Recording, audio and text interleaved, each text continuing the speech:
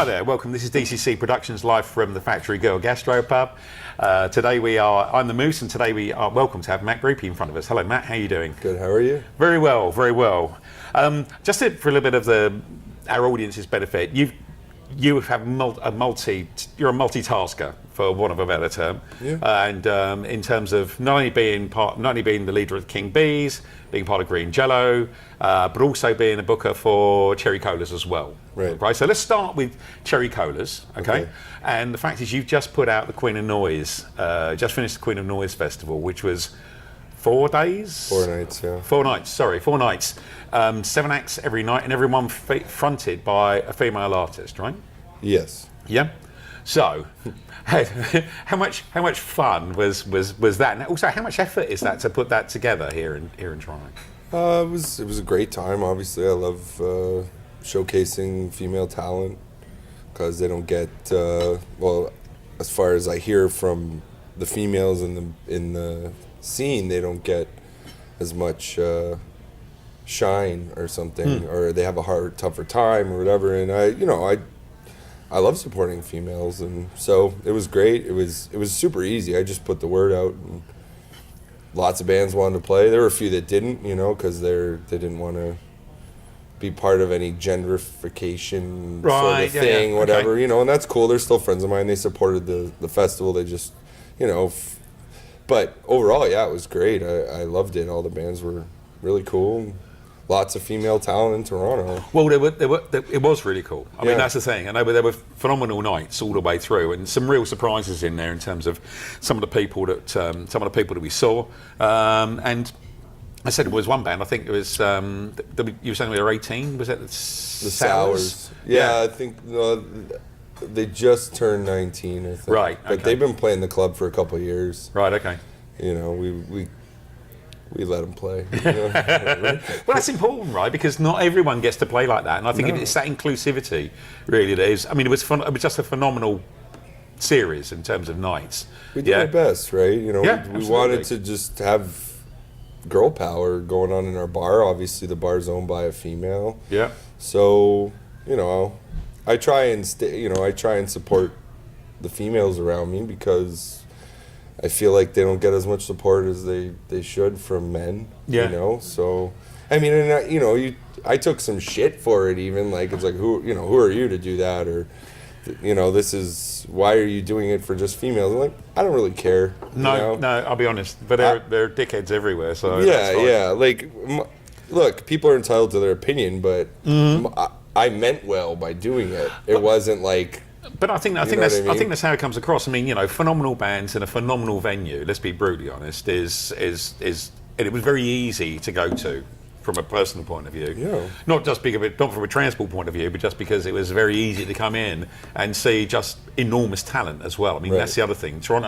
And Canada is full of phenomenal talent. Well, right? Totally. Yeah. I mean, Toronto. There's great bands here. There's great songwriters and singers and players and.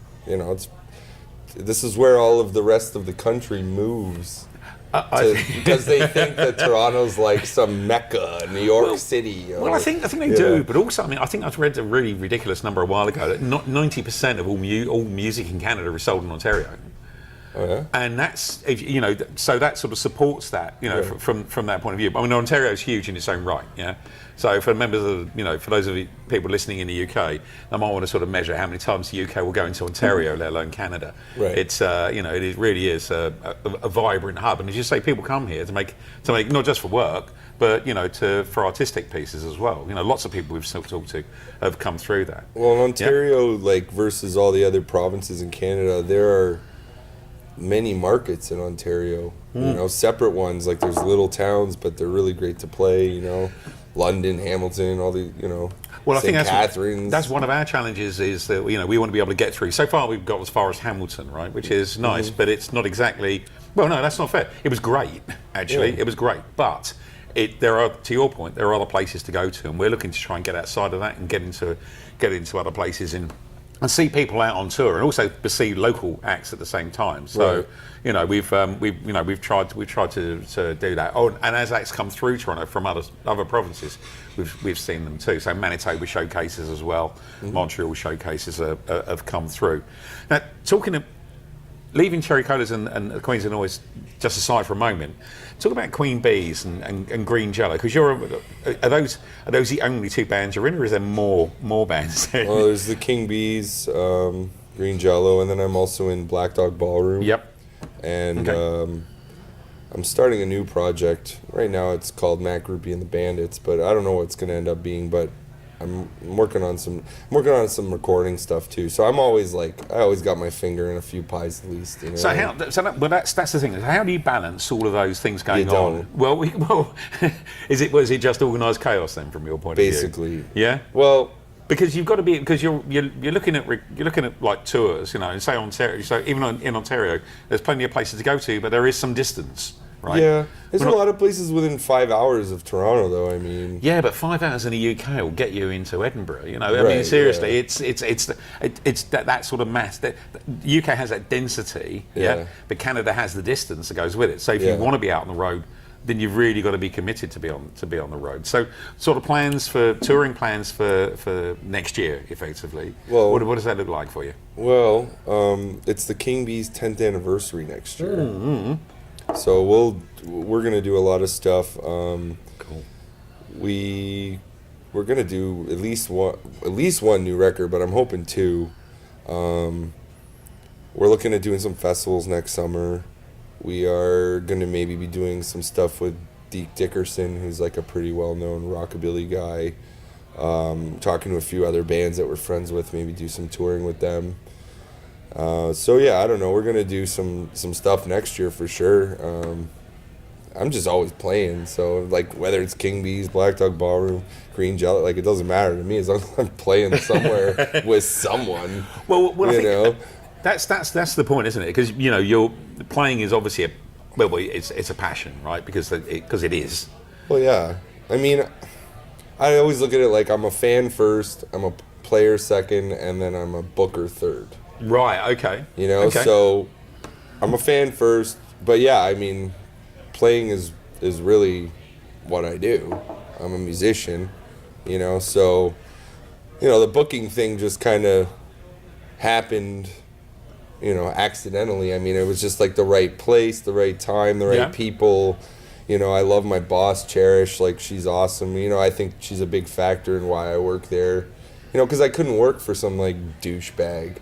You know what I mean? Like, I've do. never been able I to do. work for douchebags. No. But Cherish is, like, super cool, and she gets it. And, I don't know, I was just given an opportunity there. I mean, I've been there almost 4 years now. Is it that long? Wow. Yeah.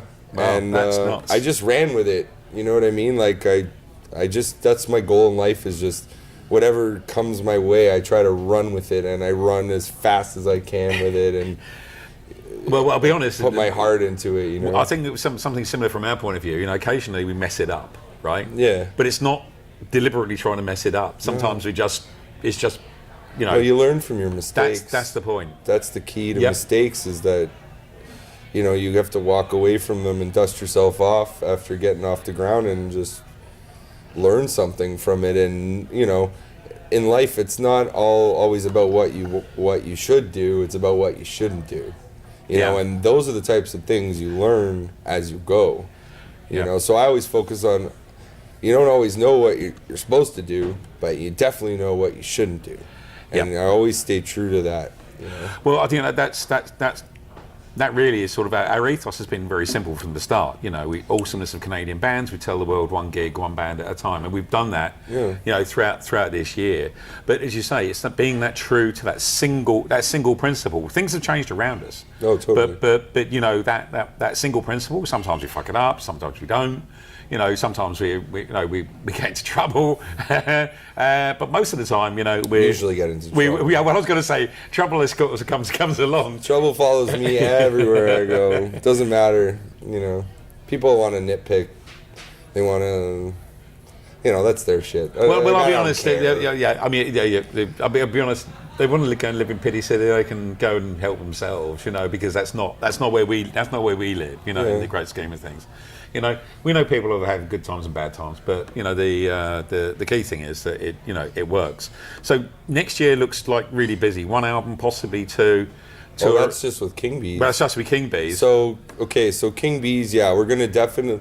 I wanted to get a new album out before Christmas, but it just didn't happen. The last month and a half I did Green Jelly tour, and I came back. It was my birthday weekend. Then it was Indie Week. Right. Then it was the Queens of Noise Festival. Then I went back on the road with Black Dog Ballroom, and we did a little tour with Chris Murray, the ska legend from Canada. So I didn't have time to make a new King Beez record, even though I keep threatening that I'm going to go by myself and just make the whole thing and call it the King Bee. And they laugh at me.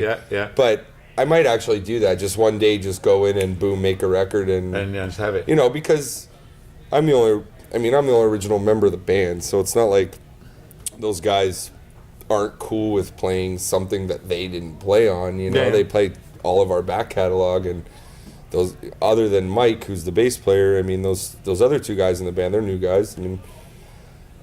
So with that, hoping 2 records at least. Mm-hmm. And then Black Dog Ballroom's gonna do a new EP. I've never been on a Black Dog Ballroom record. I kind of joined the band at the beginning of the year, but we've had a good year. And then Green Jelly, we're working on some stuff, but there's like a box set thing coming out, which I'm not totally sure about, but it's right. Like going to be a vinyl and a DVD and all this stuff. We made a movie a few years ago, Green Jelly Sucks Live, the movie. So one of those shows was professionally recorded, so I think we're going to put out like a vinyl box set thing with the movie and everything. Okay. This is what I'm hearing. I don't know. Yeah. I'm not in charge of that at all. And they're a movable feast, though, aren't they? So I'm right in thinking you're sort of part of the...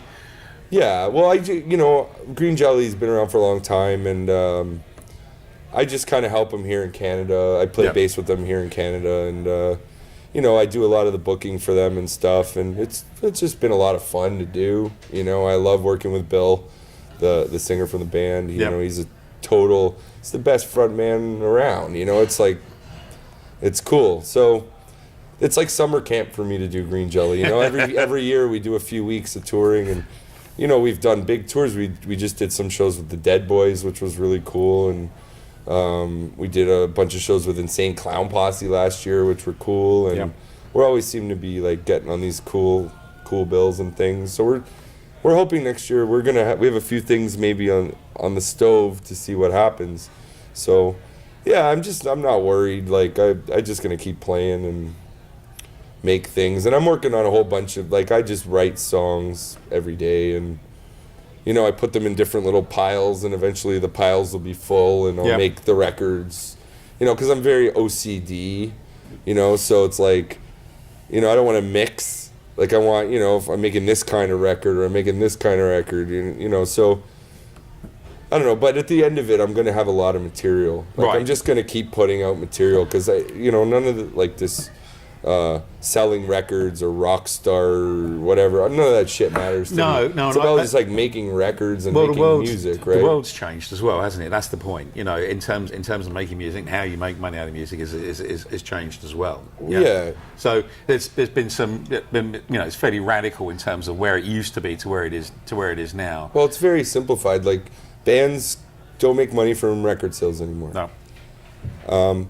But if you look at the history of music, did they ever really make a lot of money from record sales? I don't know. Bands have been getting fucked for record sales since Chuck Berry came out. Well, I'll be honest. He's getting half a penny for a record. And again, the Beatles on £5 a week, right? Yeah. So it's playing in a German whorehouse, sleeping in the closet on bunk beds, right? Yeah. Exactly. The Beatles. And that's how they hone. That's how they hone their skills in terms of moving forward. So. With that, we're going to talk about moving forward. We're going to move into the speed round of doom. Okay. So these are the first answers that come into your head. You can pass if you think, no, that's outrageous. No, nothing's outrageous. Okay, fine, fair enough. So if you had a pizza that would describe your personality, what would that pizza look like? I don't know. I like Hawaiian pizza. Yeah, so that's cool. Maybe Hawaiian, because I'm in a surf band, and love it. I like smoking marijuana, and I think everyone in Hawaii does too. That's a good answer. Actually, last year, we had actually had people who just picked out. The first thing on the pizza was pineapple. Yeah. And then the guy who invented it a few days later died. So we had this long-going conversation with the guy who invented the pineapple on the pizza. So there's a space program to Mars. All right. We're not going to say people are going to die because apparently that's not politically correct. But it's only a one-way trip, right?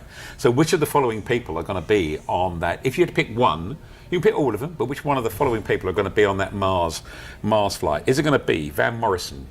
Is it going to be Johnny Rotten? Is it going to be Kanye West? Is it going to be Bob Dylan or Sting?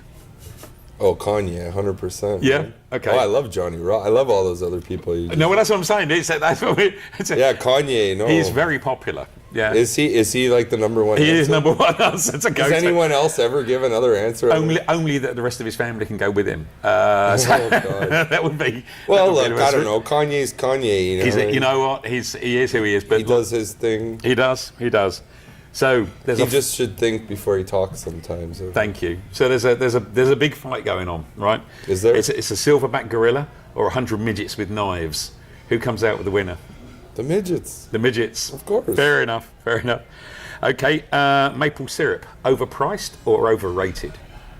Overpriced. Yeah, Love it. that should be free. The government should be. Here in Canada, you should like get a bottle of maple syrup every week for free. For free? Yeah. I'll support that. Yeah, why not? How would you describe yourself? High maintenance, low maintenance, or high maintenance but think you're low maintenance? All of those. All of those. Yeah. All of the above apply. Right, it depends what side of the bed I wake up on. Yes, I understand that. A straight choice: penguins or scorpions? I'm a Scorpio, so scorpions 100%. Oh, right. Okay, fair. Cool. Excellent. And lastly, if you had to pick a vegetable that would best describe Toronto, what would that vegetable look like? It would look... I don't know. I don't really know. I mean, Toronto's got... sometimes Toronto's a peach. Mm-hmm. Sometimes Toronto's like a rotten... whatever. So I don't know. I like to think it looks like a peach, but I mean, we all know it's kind of like a half-rotten apple that's left in the. But if you scrape away the rot, you can still eat the rest of the apple. No, I get that. Yes, but that's not a regular basis in our household. There you go. Excellent.